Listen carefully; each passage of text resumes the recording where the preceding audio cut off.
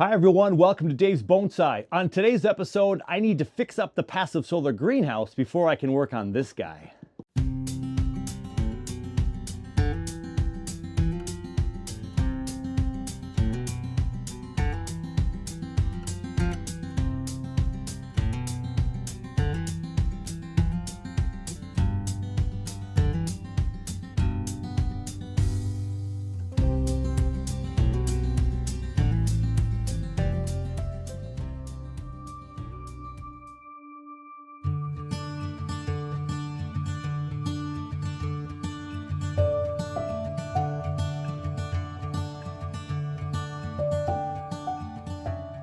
The first cold spell of the year is upon us, and we're going to have lows 8, 9 above zero, single digits for the next couple of mornings over the Thanksgiving holiday weekend. So the first cold spell is 2 months ahead of schedule. But after a really warm fall, I can't complain too much. In the passive solar green frame, right now it is 38 degrees. We've warmed up to 23 outside after a low this morning of 17 degrees Fahrenheit. So it's cold, and it's time to adjust the PSGF a little sooner than I anticipated. I generally aim for the 15th of December all the way through the 15th of February, 2 full months of blocking up the lower windows on the PSGF. So I had to put the insulation in first and then plop in the pieces of wood, the plywood that's going to kind of secure that pink stuff in. And then we'll probably stuff some black cloth in there to try to prevent as much heat from being lost as possible. Not a lot of work, but work that has to be done. And now I screw in the supports for the wood just so it stays in place a little bit tighter.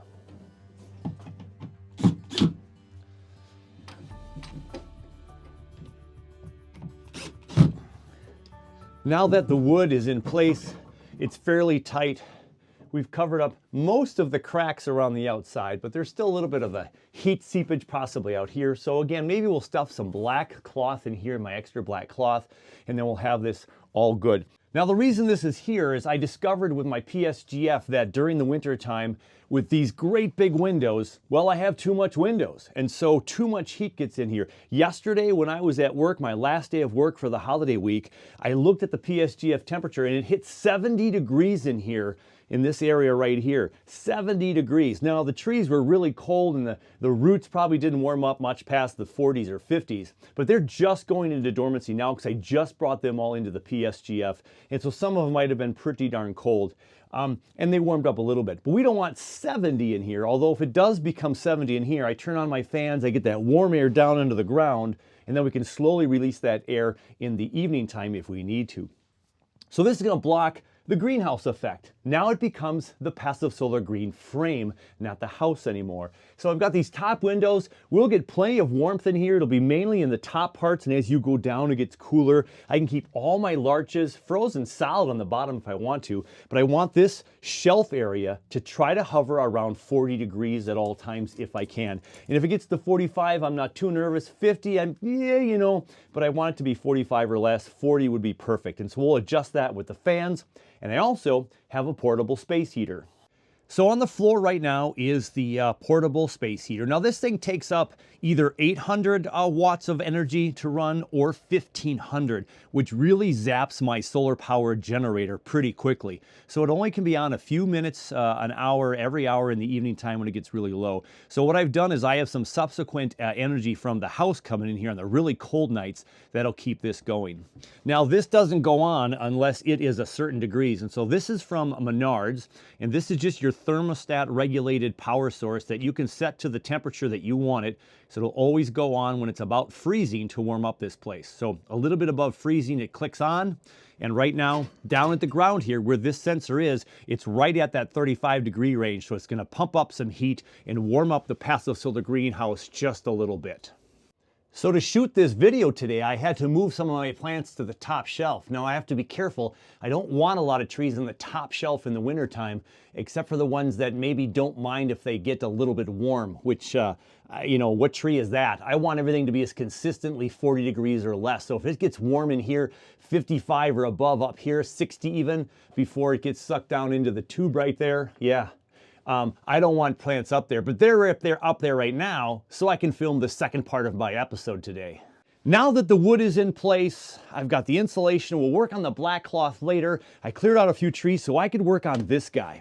So this is a juniper tree that I got from a client who's living in Australia right now. Comes back once every other year or so and cuts his trees. His dad helps him take care of his trees, and he passed this along to me to take care of, prune up a little bit, and get ready to maybe help him sell this tree next year. So we're going to do that today. So we've got a fun little tree here with some deadwood feature right there. Got some gins all the way around in the back you can't see. And we've got a big old tree that has some big old cascade.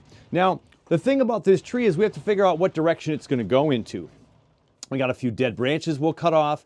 And where do we want the cascade to go? We've got a cascade over here. We got a cascade over here. So where is going to be the future of this tree? Do we lift this whole thing up like this and then make it go cascade to the right? Or do we continue to have this big cascading branch down here to the left, which comes from way in the back over here? So some tough decisions to make. So I'm just going to cut this thing a little bit shorter today to make it more suitable for the PSGF. We're going to keep it indoors in the passive solar green frame this these winter months, and we're going to see what's going to happen with this tree. So right away, I just need to be able to see this tree. So we're going to cut off some of the dead stuff, and then we're going to maybe go to town on a couple of bigger cuts today. Now, as we get a little closer to this tree, there's another gin way back up here you couldn't even see because of the foliage here, but we have a little bit of reverse taper right here. We've got a winding, moving trunk, which is lovely, but then we have a bit of a thick conundrum up here with some reverse taper. So we have to see how we can fix that. So it's this nice, really textured bark, and I love the angle right over here. This part of the tree has all this gin stuff, and it looks really cool, but then this stuff kind of blocks it. So we might change up the style of this tree a little drastically for this next iteration to see what we can get. So I'm going to cut this branch off right there, this big one, that's kind of covering up this stuff right here. So there you go. And it's coming from way back here, and we have another branch right here that can be a cascading branch. So we're going to cut it now way back here. Right there. Get that out of the way. Some drastic cuts there right off the get-go, because look at that fun tree right there. Look at all that nice gin work he did. And there's some exposed, even a shari right here, and the gin. And we want to see that on the tree. Right now, that's all hidden on the tree. So I envision this tree, we're going to see from this side maybe, like right there, we're going to see this tree here. And then if that's the case, we don't want branches growing left and right. So I'm still going to go ahead and I'm going to cut this branch off as well. Right there. Now, we just cut everything that was on this side, but even if we have the tree from this angle, now we have this tree billowing over that way, and it's not fighting for our attention on left and or right. So until we get into a pot and see how we can get it into a better shape, we're not going to go too crazy. we say that, but then we laugh when Dave's got the tools in his hand, don't we? But we can go ahead and shorten some of these things. So anytime we have this much of a cascade, remember, we want, or any tree for that matter, we want taper. Remember, everybody, we want thick at the bottom and thin at the tip. So if I have this big old chunk of taper on a juniper tree, we've got a tree that's the same thickness, probably from up here all the way down to here. So I just cut this one right here for these thinner branches, so we have thick to thin to thinnest. We're always trying to get taper to the tips of our branches. And junipers grow in a very elongated way in very similar, maybe pencil thickness tree trunks and branches for like inches and maybe feet. And so we want to slowly but surely manipulate that so we can go from thick until thinner. Got a downward facing branch there. We've got some depth under here because there's just no light being able to get in here. So we got some real thin, scraggly branches that, again, we can kind of come in here and look right there. We have some thin, scraggly branches in here that have absolutely no life to them. We're going to go ahead and cut those off and start making our way to having a healthier tree on the bottom of this tree, and all the stuff's going to push out growth to the top. Okay, so we can take that out. So until I pot this up again, I'm not going to know what's going to be the front of this tree, but he's got some wonderful, I'm trying to say, gin work here. We could make this one smaller so it's not quite so big, but we got a real pretty one down low here. If you can see that, It's just a really nice one. This one I might just take off. This one almost is an eyesore to these. I like the attention here, and so I'm not sure if we'll keep that.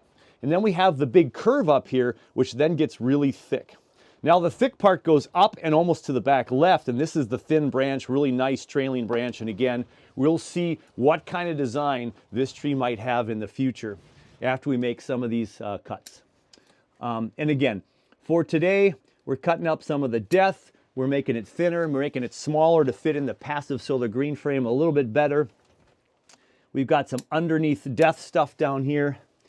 Got a really weird growing branch right here, which comes from up higher.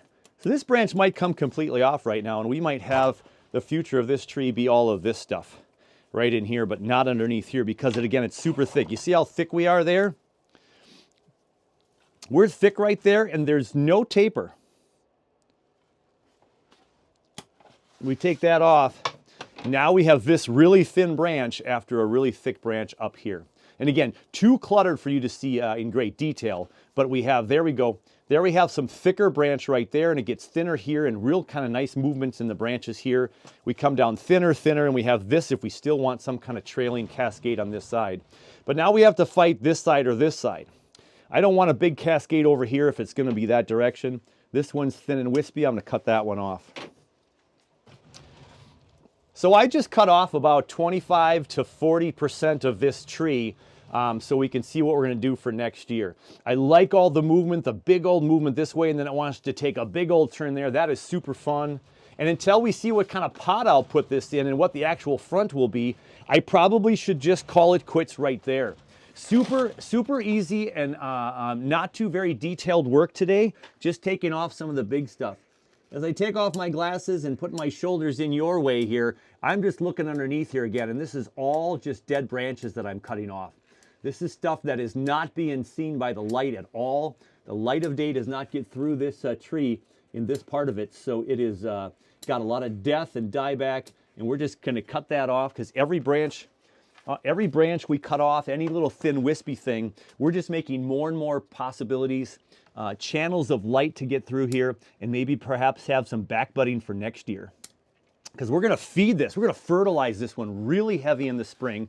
I fertilized it a little bit in the pot this year when I got it in my possession, but it is in a nursery pot with more dirt, not bonsai soil, so it probably had a lot more nutrients than my bonsai trees do in bonsai soil. So I didn't worry about putting too much fertilizer in here, but I did fertilize it because I want to push out a lot of energy in the spring. So after cleaning up some of the bottom branches here, again, that's about all I can really do here in the PSGF with this tree right now. So put your scissors down, Dave, put the pruning shears away, and we'll just, now this is a huge pot, takes up a lot of space in the PSGF, but now it's really manageable up here. I can tuck this in a corner and we'll be in good shape. We can see under the tree now. We have a fun tree with some real fun possibility next season, and we'll get to it when it's a little bit warmer and we're ready for the spring push.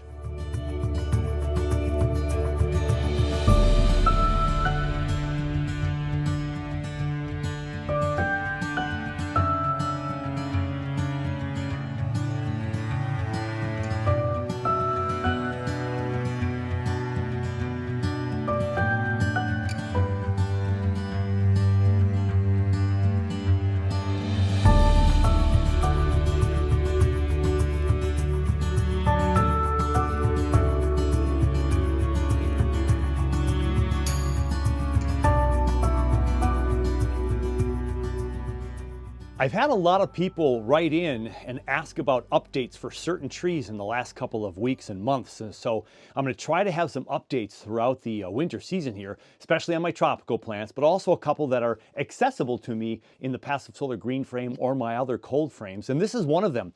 Someone asked about my boxwood that I got a couple years ago with my friend Steve. And this is a tree that's becoming a really fun tree. And I hope it does really well in the coming year because it's got a whole bunch of buds right now. So this is the boxwood that we got from a nursery that just has a lot of odd shaped trees that have been around their nursery for a while. And Steve and I, my buddy Steve and I, found a couple of trees. Now this backside, there was a big branch I cut off. That's going to take absolute years 10, 15, 20 years to heal. That's the back of the tree. With boxwoods, you're better off to break the branches and have cracks and kind of natural gins, if you will. But this is the front of this tree, or the proposed front, and we still have that real thick branch in the back, so it's a little awkward. We're gonna see how things grow in the coming years. But I got this little hole right here that looks like it's kind of a bird hole. Some kind of critter lives in there. Some real fun spreading roots down below here. And it's just been growing. I didn't do anything to this tree this year, no cuts, but we have all these buds right here, these flowers. These tips of these trees are all going to want to shoot out new growth. So they're all over all of the tree. And yep, we have a little bit of a gap right there. There's no leaves from there to there. So I might want to trim this back in the spring and get some more growth. But we're going to see if any back bud happens in the springtime. We got this branch, which is kind of fun off this, but it's behind this branch and a little awkward, but it helps fill in the tree over here. So we'll see where that can go in time. But there is the boxwood. The 360 of that, again, the back is kind of ugly, but we'll continue to work on this one. And again, I didn't put much effort into cutting much this year. I just let it grow to get healthy. And it's in a really good spot, I think, and we'll let it sit here in the passive solar green frame this year and see what we can do for next year. So there is the boxwood update that I got a few years back. You can check the playlist for this guy and see where I started with this. So check that video out as well. So a fun tree. We got the boards up. That was super important. I'll work on the black cloth next. And I got this cleaned up so we can just have more space in the PSGF. If I've said it once, I've said it 1,000 times. Well, I've joked that I needed another foot, a size in here to move around better. Whatever you're building, whatever you're making, wherever you're caring for your tree, I'll say it more and more and repeat it through the years to come. Make it easily accessible. I have to be able to water this tree in the PSGF. I have to be able to reach it with a water bottle. I have to with a watering can. I have to have easy access to all these trees. So as crowded as it is in here, I'm going to make it so I can get access to every tree as easy as possible. Keep that in mind when you're designing, planning, working on something for your bonsai trees. That'll be fun to work on next year for sure. Hey, a quick and short one. We got other things to do on this Thanksgiving holiday week. I hope you had a good one or having a good one. Depends upon when you watch this episode. In the meantime, before the next one, as always, take care of you, take care of your bonsai, and we will catch you very soon on the next one.